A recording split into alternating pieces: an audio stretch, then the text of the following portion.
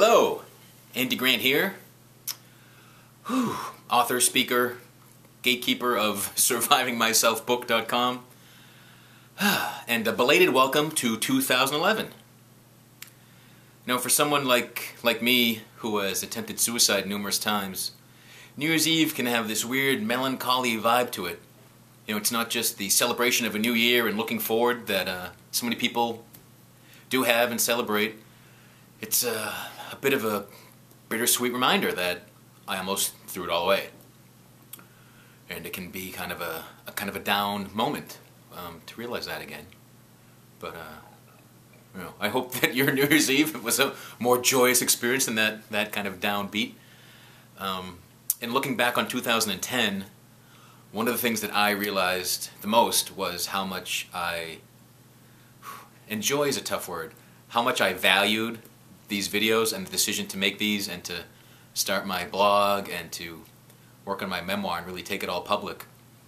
Because it really gave me the sense that my experiences, for no matter how painful they may have been, that they had a point.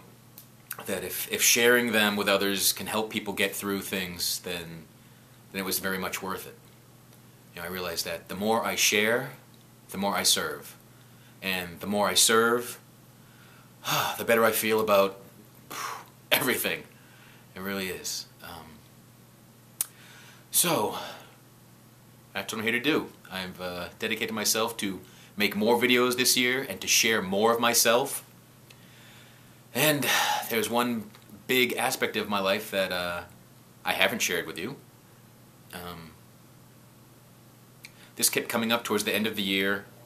I had this feeling of dread and anxiety and fear that kind of this last aspect of my life that I knew about but I hadn't really examined or felt or dug into. I felt like it was rising up. I was actually crying a lot, just being overcome. So when I was 5 years old, I was molested by a neighbor. And it happened more than once. Actually blacked it all out nicely. This isn't something I had a conscious memory of again until I was 20 years old. And I really thought, once I had remembered that you know, everything was golden. That was the reason why I was attempting to kill myself. It was all just rooted back to that. But just remembering the fact that it happened didn't really change much. Because the longer you ignore or bury something, the stronger it's going to come back up. And that's been happening for me lately. So I wrote about the experience in my book, but I've never spoken about it. So, taking that aspect of my experience public right now, in the hopes that kind of not keeping that a secret kind of relieves the pressure in me, and to show you that there's nothing in your past or present that is so horrible you can't share it. So I would advise you to, you know, lift the burden off yourself. Write it down, tell a friend. You don't have to do a video like this, but you know, however you want to do to kind of take that wraps off, to let that emotion be free, because you know, I've kind of learned the hard way that just having the slight memory that something happened, it wasn't enough. I really had to fully feel it and to recognize, to recognize all the feelings that come up with it. The anger, the shame, the guilt, the fear. You just gotta let it all come up. Breathe into it, accept it, and move on. Because I can actually now see it for the gift.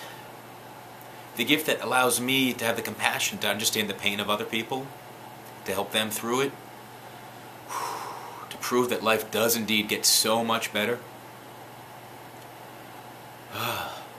You know, these things kept coming up to me in December, and I was reading books and doing meditations and things, and I read this one affirmation for abuse victims.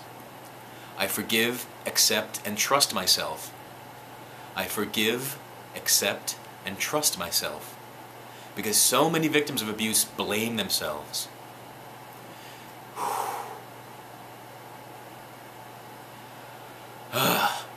But it wasn't our fault.